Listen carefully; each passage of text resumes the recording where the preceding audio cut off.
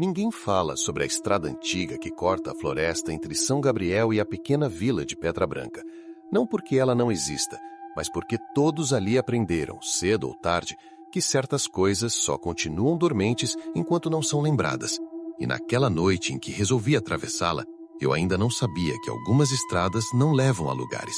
Levam a estados da mente dos quais nem todos conseguem voltar inteiros. Eu me chamo Rafael Monteiro, jornalista freelancer, e estava viajando pelo interior do Brasil em busca de histórias esquecidas, aquelas que não aparecem em jornais, mas sobrevivem em sussurros. E foi exatamente assim que eu ouvi falar da estrada. Numa conversa casual em um bar simples de beira de estrada, onde o silêncio entre uma frase e outra dizia mais do que as palavras. O homem que mencionou a estrada não levantou a voz, não dramatizou, apenas disse que depois das 11 da noite ninguém mais passava por ali, porque a estrada não terminava onde deveria terminar. E quando eu ri, achando que era apenas folclore, ele me encarou com um olhar cansado, daqueles que não pedem para ser acreditados, apenas respeitados, e murmurou que a floresta não devolvia todos do mesmo jeito. Saí do bar pouco antes da meia-noite, o céu coberto por nuvens densas que abafavam a lua e o GPS do carro marcava um trajeto simples, direto, rápido. Mas assim que deixei a estrada asfaltada e entrei no caminho antigo, o ar pareceu mudar, não de forma abrupta, mas como se algo invisível tivesse fechado uma porta atrás de mim, isolando o mundo que eu conhecia daquele que eu estava prestes a atravessar. A floresta se fechava dos dois lados, árvores altas demais, antigas demais, formando um túnel irregular, e o som do motor parecia engolido pela escuridão, como se a própria estrada absorvesse qualquer ruído que tentasse provar que eu ainda estava ali. Nos primeiros minutos, nada aconteceu, e isso foi o que mais me inquietou, porque o silêncio não era natural. Não havia insetos, não havia vento, não havia o estalar de galhos, apenas o som distante da minha própria respiração. E quanto mais eu avançava, mais tinha a sensação de que não estava me movendo para frente, mas sendo lentamente aceito por algo que já me esperava. O GPS começou a falhar, primeiro com pequenas imprecisões, depois congelando completamente. E quando tentei reiniciá-lo, a tela mostrou apenas uma linha reta, sem nomes, sem destino, como se aquela estrada tivesse sido apagada de todos os mapas que já existiram. Foi então que vi a primeira coisa que não deveria estar ali, parada à margem da estrada, parcialmente iluminada pelos faróis. Uma casa, não uma construção moderna ou abandonada, mas algo mais antigo, de madeira escura, torta, com janelas pequenas demais e uma varanda que parecia inclinada para dentro, como se a casa estivesse cansada de permanecer de pé. Não havia luz, não havia cercas, não havia sinal de vida, mas havia algo naquela estrutura que me fez diminuir a velocidade instintivamente. Uma sensação de reconhecimento que não fazia sentido algum, porque eu tinha certeza de nunca ter passado por ali antes. Enquanto eu observava a casa, tentando entender por que ela parecia tão fora de lugar, notei algo ainda mais perturbador: marcas na terra, como se algo pesado tivesse sido arrastado da porta da casa até a estrada. Sulcos profundos, irregulares, interrompidos de forma abrupta, como se o que quer que tivesse sido levado não tivesse ido muito longe. O instinto me disse para acelerar, para sair dali o mais rápido possível, mas uma curiosidade doentia, aquela que todo contador de histórias conhece bem, me manteve ali por alguns segundos a mais. E foi nesse intervalo que ouvi o som, baixo no começo, quase confundido com o motor do carro, um murmúrio, não vindo da floresta, mas da própria casa. Não eram palavras claras, nem um idioma reconhecível. Era como se várias vozes falassem ao mesmo tempo, sobrepostas, em ritmos diferentes, criando uma massa sonora desconfortável. E quando percebi que o som aumentava conforme eu permanecia ali, arranquei com o carro, o coração disparado, tentando convencer a mim mesmo de que aquilo era apenas cansaço, imaginação, qualquer coisa que não exigisse que eu aceitasse o que tinha acabado de experimentar. Mas a estrada não parecia interessada em me deixar ir, porque poucos minutos depois, mesmo mantendo uma velocidade constante, percebi que o cenário não mudava. As mesmas árvores, os mesmos trechos suaves, o mesmo trecho repetido como um disco riscado. E quando olhei pelo retrovisor, senti um frio percorrer a espinha, porque a casa estava lá novamente, exatamente no mesmo lugar, como se eu tivesse dado uma volta completa sem perceber, ou como se a estrada tivesse dobrado sobre si mesma, prendendo-me em um looping silencioso. Dessa vez a casa parecia diferente, não fisicamente, mas na sensação que emanava dela, mais próxima, mais consciente, e quando os faróis iluminaram a varanda, vi algo que não estava ali antes. Uma figura parada à porta, imóvel, alta demais, magra demais, com membros longos que pareciam mal encaixados ao corpo, como se a forma humana fosse apenas uma sugestão mal executada. Não havia luz, não havia cercas, não havia sinal de vida, mas havia algo naquela estrutura que me fez diminuir a velocidade instintivamente. Uma sensação de reconhecimento que não fazia sentido algum, porque eu tinha certeza de nunca ter passado por ali antes. O murmúrio voltou, agora mais claro, mais intenso, e percebi, horrorizado, que algumas das vozes pareciam repetir meu nome, pronunciado de formas ligeiramente erradas, como se estivessem aprendendo a dizê-lo, testando sons, e quando pisei no acelerador com toda a força, o carro respondeu com dificuldade, como se a estrada estivesse resistindo, tornando cada metro conquistado um esforço desproporcional. O tempo perdeu sentido ali. Minutos se estendiam como horas, e eu já não sabia dizer há quanto tempo estava preso naquele trecho. Apenas que a floresta parecia cada vez mais fechada, mais próxima, como se as árvores se inclinassem lentamente em direção ao caminho, observando, esperando.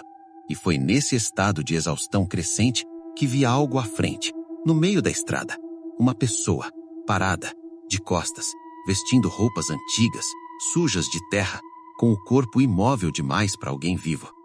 Aproximei-me devagar, a razão gritando para não parar, mas o medo de atropelar alguém me fez reduzir a velocidade. E quando a figura virou lentamente o rosto em minha direção, percebi que não havia olhos ali, apenas cavidades escuras, profundas, e ainda assim a boca se abriu num sorriso maior do que o normal, antinatural, e quando percebi que o murmúrio explodia ao meu redor, vindo agora de todos os lados, da floresta, da estrada, do próprio carro, e naquele momento entendi, tarde demais, que a estrada não estava tentando me impedir de sair, estava tentando me ensinar algo, estava me mostrando que ali, naquela faixa de terra esquecida, o conceito de passagem não existia, apenas de permanência. Quando dei por mim, o carro estava desligado, os faróis apagados, e a escuridão era total, pesada, opressiva, e no silêncio absoluto que se seguiu, senti algo tocar o vidro ao meu lado, não com força, mas com delicadeza, como dedos experimentando uma superfície nova, e uma voz, agora única, clara, sussurrou muito próximo ao meu ouvido, que a estrada não aceitava testemunhas, apenas participantes. E foi ali, naquele instante, que percebi que a história que vinha buscar talvez estivesse a ponto de me consumir por completo. Quando a voz sussurrou que a estrada não aceitava testemunhas, apenas participantes, algo dentro de mim quebrou de forma silenciosa, não como um grito ou um pânico imediato, mas como uma aceitação lenta e venenosa de que eu havia ultrapassado um limite que não deveria existir, e naquele escuro absoluto, sem faróis, sem painel, sem qualquer referência de tempo ou espaço, comecei a perceber que o medo mais profundo não vinha daquilo que eu não via, mas da sensação clara de que eu não estava mais sozinho dentro do carro, mesmo sem ouvir respiração, mesmo sem sentir peso nos bancos, porque a presença se manifestava de outra forma, como uma pressão constante na mente, como pensamentos que não eram meus tentando se alinhar com os meus. O toque no vidro tornou-se mais insistente, não batidas, mas arranhões lentos, cuidadosos, como se algo estivesse desenhando símbolos invisíveis, e quando fechei os olhos por instinto, imagens começaram a surgir, não como lembranças, mas como memórias implantadas, cenas de pessoas diferentes, em épocas diferentes, todas naquela mesma estrada, todos com o mesmo olhar vazio pouco antes de desaparecerem, e entre esses rostos, vi algo que me fez sentir náuseas, porque um deles era idêntico ao meu. Não um reflexo, mas uma versão mais velha, mais cansada, com a pele marcada por algo que parecia ter crescido de dentro para fora. A porta do carro se abriu sozinha, lenta demais, e o ar da floresta invadiu o interior com um cheiro forte de terra molhada misturado a algo antigo, quase metálico, e mesmo com cada fibra do meu corpo gritando para não sair, senti minhas pernas se moverem contra a minha vontade, como se a estrada tivesse finalmente encontrado a forma perfeita de me conduzir, não pela força, mas pela rendição. Do lado de fora, a escuridão não era uniforme, ela pulsava, revelando silhuetas que desapareciam quando eu tentava focar, e o som do murmúrio havia cessado, substituído por um silêncio ainda mais opressor, o tipo de silêncio que antecede uma revelação indesejada. Foi então que a casa surgiu novamente, mas agora não estava à margem da estrada, estava à minha frente, grande demais, próxima demais, como se sempre tivesse estado ali e apenas agora tivesse decidido se mostrar por completo. E à medida que me aproximei, percebi que as marcas no chão não levavam para fora da casa, mas para dentro, atravessando a porta como se o solo tivesse sido rasgado para permitir a passagem de algo que nunca deveria ter saído. A porta estava aberta e dentro não havia escuridão, mas uma luz fraca, amarelada, pulsante, que lembrava mais um organismo vivo do que uma lâmpada. Ao entrar, entendi que a casa não era uma casa, era um ponto de convergência, um lugar onde a estrada se dobrava sobre si mesma, onde o tempo não seguia uma linha, mas um círculo faminto, e as paredes estavam cobertas por nomes, centenas deles, riscados, gravados, sobrepostos, alguns recentes, outros tão antigos que mal podiam ser lidos, e no meio daquele emaranhado encontrei o meu nome, escrito com uma precisão que me fez compreender que minha chegada não havia sido um acidente, mas um retorno.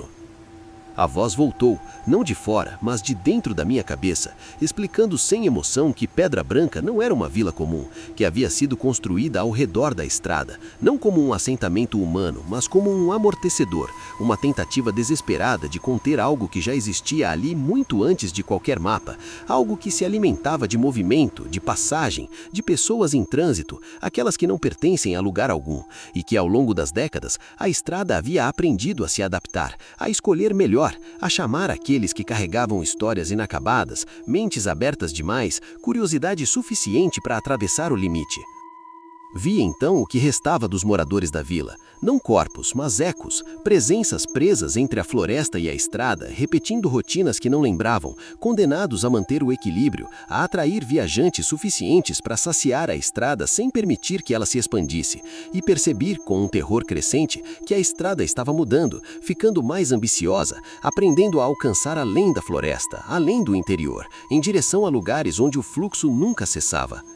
A figura alta reapareceu, agora completamente visível, e não era um ser único, mas uma junção imperfeita de muitos, rostos fundidos, membros que não pertenciam ao mesmo corpo, uma entidade formada pelas tentativas fracassadas de fuga. E quando ela falou, sua voz carregava o peso de todas as outras, dizendo que eu tinha sido escolhido não para desaparecer, mas para continuar, para levar a estrada comigo, para espalhar sua existência através de palavras, imagens, gravações, porque histórias também são caminhos, e quem as escuta já deu o primeiro passo.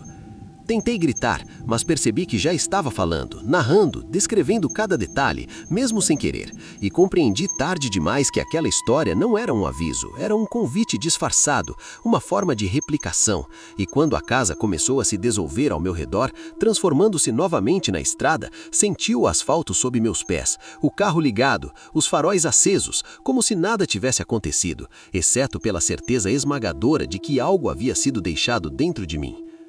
Horas depois, alcancei a rodovia principal, o amanhecer surgindo no horizonte como uma promessa falsa de normalidade. E quando parei num posto de gasolina, o atendente me perguntou, sem levantar muito os olhos, se eu vinha da estrada antiga, e ao responder que sim, vi seu rosto empalecer levemente, não de surpresa, mas de reconhecimento, e ele apenas disse que eu parecia diferente, como alguém que ainda estava viajando mesmo tendo chegado.